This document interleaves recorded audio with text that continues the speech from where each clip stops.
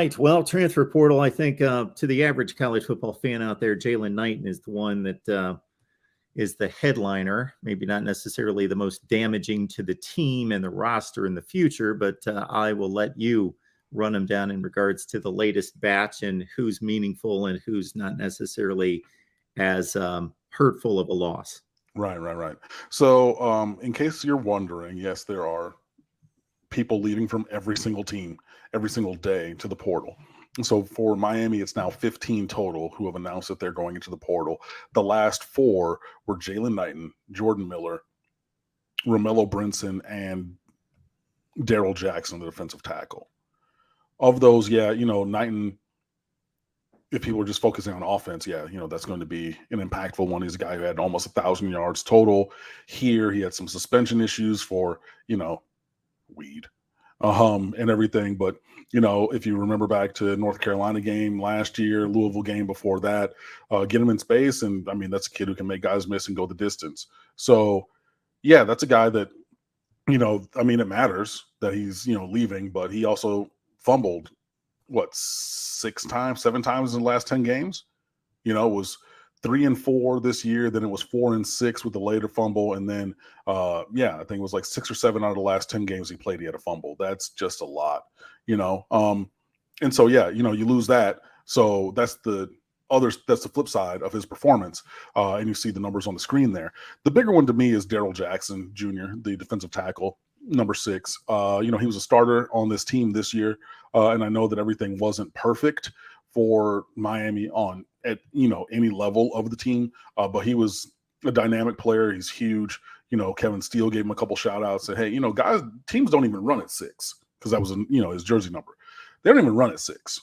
And because him being there with his size and strength and skill impacts teams to the point where they're going to elect to run plays that go somewhere else to not have him be at the point of attack for that play and disrupt that play. He's the one that I think is the more impactful, because Miami's defensive line, for my money, was the best unit on the team this year, and losing a starter off of that unit who was a true sophomore and you figure was going to be back at least for another year, if not 2, before he maybe went to the NFL draft.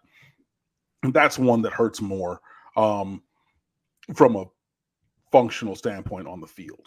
Now, I get why people are going to say Jaylan Knighton. He's from Deerfield Beach. He's one of 2 guys in Broward County history to ever run for 5,000 yards. Him and the late Tyrone Moss, who was at Pompano Blanche Ely in high school.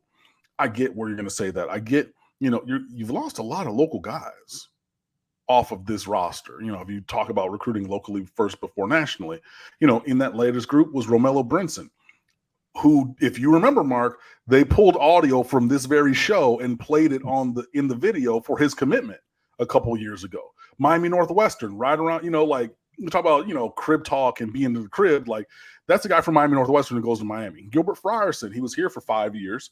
And he went to Coral Gables Senior High School, and he's related to whichever one, Frank Gore and them, who went to, Coral Gables Senior as well.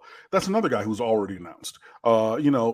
Thad Franklin from Chaminade, he's announced. Jalen Harrell, Elijah Roberts, all these guys are local dudes. But when you have a preponderance of local guys, you're going to have that kind of a thing happen. But yeah, for my money, Daryl Jackson's probably more impactful.